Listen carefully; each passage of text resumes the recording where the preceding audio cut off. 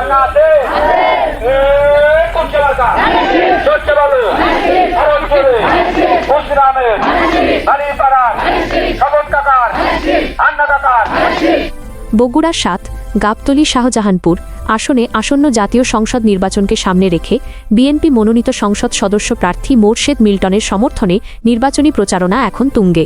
এরই অংশ হিসেবে গাবতলী দক্ষিণপাড়া ইউনিয়নের ৯ নং ওয়ার্ড বিএনপির উদ্যোগে উজগ্রাম বাজারের পাশে মালিপাড়া মন্দিরের সামনে একটি বিশাল উঠান বৈঠক অনুষ্ঠিত হয়েছে।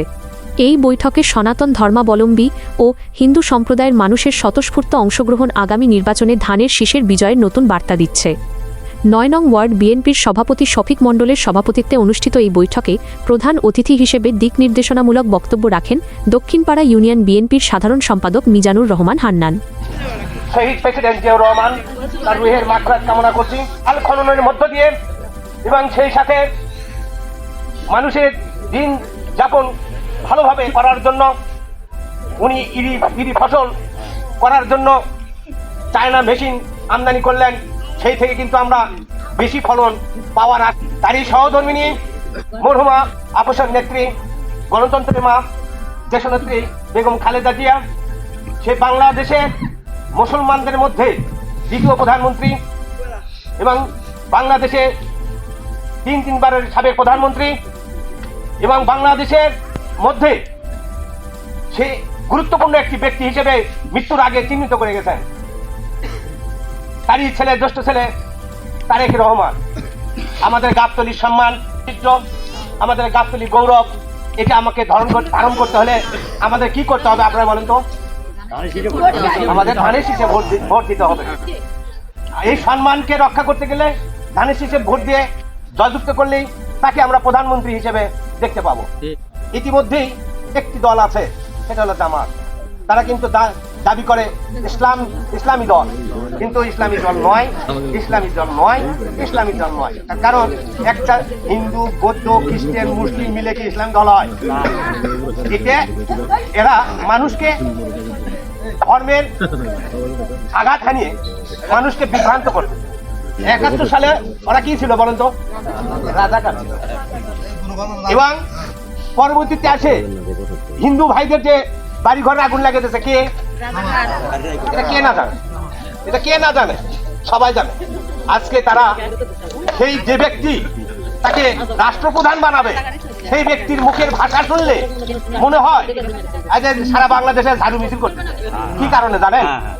আমার মা বোনদেরকে এমন ভাবে ভাষায় কথা বলছে, সেটা মা বোনেরা হয়তো অনেক জানে না, হয়তো ফেসবুক চালায় না, মিডিয়া চালায় না, এটা কিন্তু ওরা হয়তো জানে না। যে ভাষাগুলো বলছে এটা মুসলমান হিসেবে আমার মনে হয় যে নয়, উনি মুসলমান থেকে খারি। কারণ হিন্দু মানুষের জন্য নয়, হিন্দু মানুষের মধ্যে মা বোন কর্মজীবী আছে না? হ্যাঁ, তাহলে বলি কর্মজীবী নারী হলে কি তাদের আমি অন্য ভাষায় কথা বলবো? কখনোই না। আমাদেরকে এই জামাতকে বয়কট করতে হবে। এই জামাতকে 12 তারিখে সবাই সর্বোচ্চ ভোট দিয়ে লাল কার্ড তাদের মধ্যে দেখাতে হবে। এছাড়াও ৯ নং ওয়ার্ড নির্বাচনী কমিটির আহ্বায়ক আরিফুর রহমান দুখু তার মূল্যবান বক্তব্য তুলে ধরেন। অনুষ্ঠানে বিশেষ অতিথি হিসেবে উপস্থিত ছিলেন দক্ষিণপাড়া ইউনিয়ন বিএনপির সাবেক চেয়ারম্যান রায়হান ইসলাম রবিন, ৯ নং ওয়ার্ড ইউপি সদস্য ফারুক হোসেন, দক্ষিণপাড়া ইউনিয়ন স্বেচ্ছাসেবক দলের আহ্বায়ক সানোয়ার ইসলাম, ৯ নং ওয়ার্ড বিএনপির সাধারণ সম্পাদক আনসার আলী এবং ৯ নং ওয়ার্ড স্বেচ্ছাসেবক দলের যুগ্ম আহ্বায়ক শহীদ আলম। আমন্ত্রিত অতিথি হিসেবে উপস্থিত ছিলেন ৮ নং ওয়ার্ড বিএনপির যুগ্ম আহ্বায়ক রঞ্জন মিয়া এবং সদস্য আকু মিয়া। এছাড়াও রতন মিয়া, রবিউল ইসলাম, শহীদুল ইসলাম সহ ৮ ও ৯ নং ওয়ার্ডের বিপুল সংখ্যক নেতাকর্মী ও সাধারণ জনগণ সেখানে উপস্থিত ছিলেন। প্রধান অতিথির বক্তব্যে মিজানুর রহমান হান্নান দেশনায়ক তারেক রহমান ও জননেতা মোরশেদ মিল্টনের বলিষ্ঠ নেতৃত্বের কথা তুলে ধরে ৩টি বিশেষ অঙ্গীকার করেন। আমরা গাবতলীর মানুষ, আমরা ধানের শীষ, জিয়াউর রহমানের আদর্শ, আমরা খালেদা জিয়ার অনুপ্রেরণায় আমরা এই 12 তারিখে ধানের শীষে ভোট দিয়ে জয়যুক্ত করে আমরা প্রমাণ করবো যে গাবতলীর মানুষ, আমরা জিয়ার সৈনিক, আমরা বিএনপিকে ভালোবাসি। তিনি জানান, দুস্থ ও গরিব পরিবারের সহায়তায় নারীদের ফ্যামিলি কার্ড দেওয়া হবে, কৃষকদের অধিকার নিশ্চিতে কৃষি কার্ড প্রবর্তন করা হবে এবং ছাত্রছাত্রীদের জন্য আধুনিক শিক্ষার সুযোগ সুবিধা নিশ্চিত করা হবে। তিনি বলেন, তারেক রহমানের নতুন বাংলাদেশ হবে সাধারণ মানুষের গণতান্ত্রিক ও বৈষম্যহীন বাংলাদেশ।